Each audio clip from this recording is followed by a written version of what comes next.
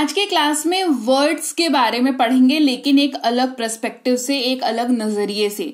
आपने कई बार देखा होगा बहुत सारे ऐसे वाक्य होते हैं जिनमें हिंदी का मतलब तो हिंदी में एक शब्द यूज हो रहा है, बट जैसे ही वाक्य का टाइप चेंज हो रहा है उसी पर्टिकुलर शब्द का मतलब अंग्रेजी में अलग अलग हो जा रहा है, या उसी पर्टिकुलर शब्द के अंग्रेजी के दो अलग अलग शब्द हैं। ऐसा कंफ्यूजन अगर आपने भी नोटिस किया है अपनी इंग्लिश के सफर में, अंग्रेजी सीखने के सफर में, तो ये क्लास आपके लिए है। क्लास को शुरू करेंगे। आप देख रहे हैं समृद्धि इंग्लिश एकेडमी। मैं हूं प्रीति मैम। सब्सक्राइब करके बेल नोटिफिकेशन ऑन कर दीजिएगा। और आज ये कंफ्यूजन को हम लोग हमेशा से दूर करते हैं। कुछ एक कलेक्शन लेकर के आई हूं जिनमें आपको ये कॉमन ट्रेड देखने को मिलता है कि हिंदी का तो शब्द एक है, पर उसके अंग्रेजी में दो अलग अलग अर्थ हैं। सबसे पहला है वह। ये तो मतलब इतना कंफ्यूजन क्रिएट करता है। वह जब भी आप किसी हिंदी वाक्य में यूज कर रहे हैं तो अंग्रेजी में वह का ट्रांसलेशन जो है आप उसमें या तो ही करते हैं, या तो दैट करते हैं, या तो शी करते हैं। राइट, यही करते हैं। लेकिन ये कैसे समझेंगे कि ही करना है कि शी करना है कि दैट करना है, मैं बताती हूं। आपको ये समझना होगा कि ही और शी जो है वो इस्तेमाल होता है किसी पर्टिकुलर पर्सन को सूचित करने के लिए। ही का इस्तेमाल मेल के लिए, शी का इस्तेमाल फीमेल के लिए। ठीक है, जैसे वह एक शिक्षक है तो कहेंगे he is a teacher. Simple. अब दैट के लिए भी तो इस्तेमाल होता है। कैसे इस्तेमाल होता है? जैसे वह मेरा बैग है, दैट इज माई बैग। कहते हैं ना, वह मेरा बैग है, दैट इज माई बैग।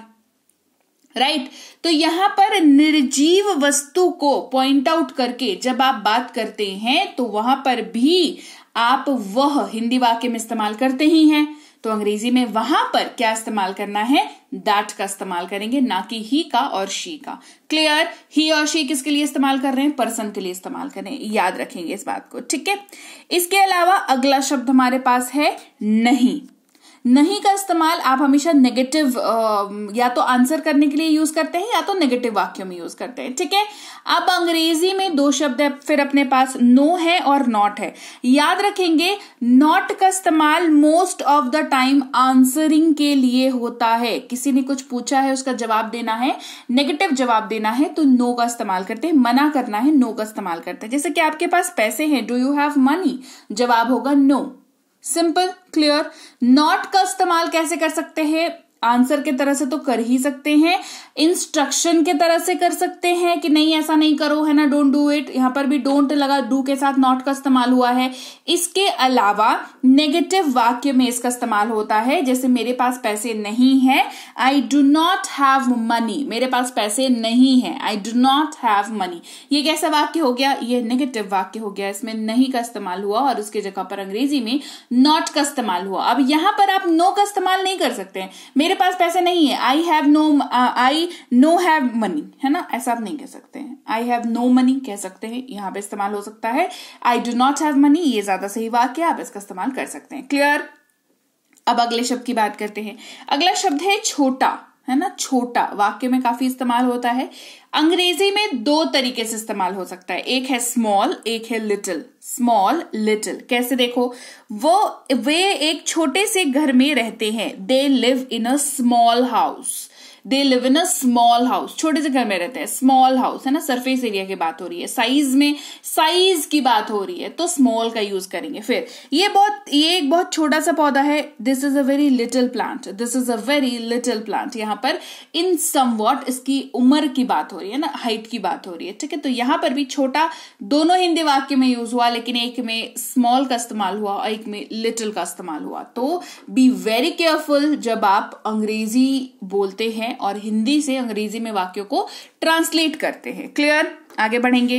कुछ, ये जो शब्द है इसका इस्तेमाल एनी या सम, इन दोनों की तरह से हो सकता है। कुछ अगर आप अपने हिंदी वाक्य में इस्तेमाल कर रहे हैं तो आप अंग्रेजी में या तो एनी इस्तेमाल करते हैं या तो सम का इस्तेमाल करते हैं। अब समझो कहां पर करते हैं। क्या आपको कुछ चाहिए? Do you need anything? Do you need anything? मैं कुछ सेब खा रहा हूं, I am eating some apples. I am eating some apples. पर इस्तेमाल होता है अंग्रेजी में ऑन और एट दोनों। जी हाँ, पर का इस्तेमाल हिंदी वाक्य में कर रहे हैं तो अंग्रेजी में ऑन भी इस्तेमाल होता है, एट भी इस्तेमाल होता है। कैसे करेंगे, कैसे समझेंगे?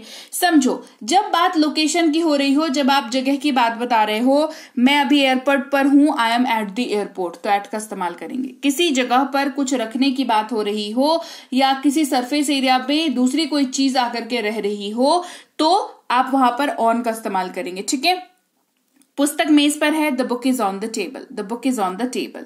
फिर है अगला शब्द में, जिसके जगह पर इन या इनटू, इन दोनों का इस्तेमाल होता है। ठीक है, जैसे उपहार बॉक्स में है, the gift is in the box. Car में बैठ जाओ, get into the car. Into का इस्तेमाल आप हर उस जगह पर कर सकते हैं जहां पर आपका सराउंडिंग चेंज हो रहा है, मतलब आपके आसपास का वातावरण चेंज हो रहा है। आप रोड पे खड़े थे, आप कार के अंदर चले जाओगे तो आपका बाहरी वातावरण जो है वो चेंज हो गया। एक खुला मिला था, रोड था, और एक अब कार के अंदर है, कॉम्पैक्ट है। तो इनटू का इस्तेमाल ऐसे जगहों पर किया जाता है।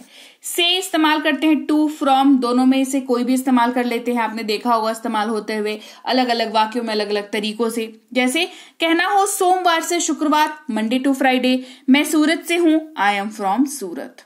दोनों में से का इस्तेमाल हो रहा है, लेकिन एक फ्रॉम इस्तेमाल हो रहा है, एक में टू का इस्तेमाल हो रहा है। ठीक है, फिर है से, जिसके जगह पर अंग्रेजी में बाय या दैन, दोनों का इस्तेमाल होता है।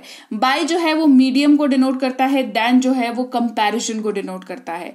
जैसे वह बस से आया, ही केम बाय बस।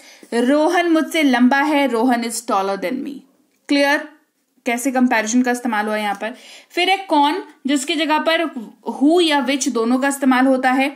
ये बहुत ज्यादा कंफ्यूजन मुझे कमेंट में आती है। तो हु का इस्तेमाल पर्सन के लिए करते हैं, इसको गांठ बांध लो। ठीक है, जैसे आप कौन है, हु आर यू। क्लियर। विच का इस्तेमाल चॉइसेस पूछने के लिए करते हैं या इसके अलावा करते हैं। आपका बैग कौन सा है, which is your bag, which is your bag. ठीक है, अब विच का इस्तेमाल पर्सन के तौर पर इस्तेमाल होते हुए आप इसको नहीं देखेंगे। वो इस्तेमाल करते हैं, दे या दैट, दोनों इस्तेमाल हो जाता है। जैसे वो आ रहे हैं, दे आर कमिंग। मुझे वो वाला पसंद है, आई लाइक दैट वन, है ना। जब आप फिंगर पॉइंट आउट करके अपने से दूर रखी हुई चीज को पॉइंट आउट करके बोलते हो कि वो वाला दे दो, तो वहां पर दैट का इस्तेमाल करते हैं। और जब पर्सन के तौर पर बात कर रहे हो, ग्रुप की बात कर रहे हो, तो वो लोग आ रहे हैं, दे आर कमिंग, ऐसे इस्तेमाल करते हैं। फिर है यह, जिसके जगह पर इट या दिस दोनों का इस्तेमाल होता है। ठीक है, जैसे ये सोने से बना हुआ है, it is made up of gold, right. यह मेरी गाड़ी है, this is my car. Clear हो गई बात। दो इस्तेमाल होता है टू और गिव दोनों का। टू जो है वो नंबर को डिनोट करता है, नंबर को सिंबलाइज करता है। मेरे पास 2 मोबाइल फोन है, आई हैव 2 मोबाइल फोन्स। और गिव का मतलब होता है देना। जैसे मुझे मेरी कलम दे दीजिए, please give me my pen, please give me my pen. Clear हो गई बात। फिर है प्रकार, जिसका इस्तेमाल टाइप और काइंड दोनों तरह से होता है। जैसे फूल के 2 प्रकार होते हैं, there are 2 types of flowers, just an example. ऐसे फ्लावर बहुत तरह के होते हैं, इसमें 2 तरह का स्वाद होते हैं। It has 2 kind of flavours. जैसे आप किसी रेस्टोरेंट में जाओगे, वहां पर हो सकता है छोले भटूरे बेच रहे हो तो कहेंगे भाई हमारे पास, या पानी पूरी बेच रहा हो तो भाई हमारे पास 2 तरह का पानी है ना, 2 तरह का फ्लेवर का पानी है। तो यहां पर काइंड का इस्तेमाल होगा और एक जगह पर टाइप का इस्तेमाल हो रहा है, राइट। फिर है लेकिन, जिसके जगह पर बट या येट दोनों का इस्तेमाल होता है। और लेकिन ये मेरा बैग है, but this is my bag.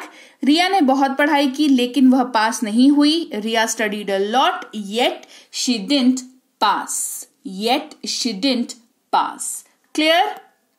फिर है खाना, जो 2 तरीके से इस्तेमाल होता है। खाना एक्शन को भी दिखाता है, टू ईट, और खाना जो है फूड को भी हम लोग खाना कहते हैं ना, जो हमारे घर में रखा रहता है। जैसे मान लो घर में आपके सब्जी बनी हुई है तो वो भी क्या है, वो खाना है, वो फूड है, वो खाना है। और आप खा रहे हो तो वो भी खाना है, राइट। मैं खा रहा हूं, आई एम ईटिंग। मेरा खाना कहाँ है, वेयर इज माई फूड। खाना 2 तरीके से इस्तेमाल, राइट। चलिए, ये थी आज की क्लास जहां पर मैंने कुछ कलेक्शन लाया ऐसे शब्दों का जो हिंदी में तो एक शब्द है पर अंग्रेजी में 2 तरीके से इस्तेमाल होता है या उससे ज्यादा तरीकों से इस्तेमाल होता है। क्लास कैसी लगी कमेंट करके बताओ। अच्छी लगी है लाइक और शेयर कर देना क्लास को। कमेंट करके बताना ऐसी और क्लासेस चाहिए या नहीं, बिकॉज ये one of a kind classes है। एक जगह पर ये सारी चीजें आपको मिलना, मतलब मैं तो बहुत मेहनत करती हूँ इस चक्कर में, है ना। तो आप, मुझे मेरी मेहनत का फल मिलना चाहिए, तो सब्सक्राइब कर देना यार, है ना, और लाइक और शेयर कर देना। आप देख रहे हैं संरीति इंग्लिश अकेडमी, मैं हूँ प्रीति मैम। आप अगर कोई कोर्स करना चाहते हैं बेसिक से pro, English writing, English grammar, English reading या ई बुक्स लेना चाहते हैं तो हमारी ऐप संरीति इंग्लिश अकेडमी को डाउनलोड और इंस्टॉल कर लीजिएगा। कोई दिक्कत हो तो इस नंबर पर व्हाट्सएप मैसेज करके संपर्क कर लीजिएगा। ई बुक्स आप यहाँ से भी ले सकते हैं। पीडीएफ वाली किताबें हैं तो आपको इनको डाउनलोड करना पड़ेगा। व्हाट्सएप और टेलीग्राम का चैनल ज्वाइन कर लीजिएगा। फेसबुक इंस्टाग्राम पर हमें फॉलो कर लीजिएगा।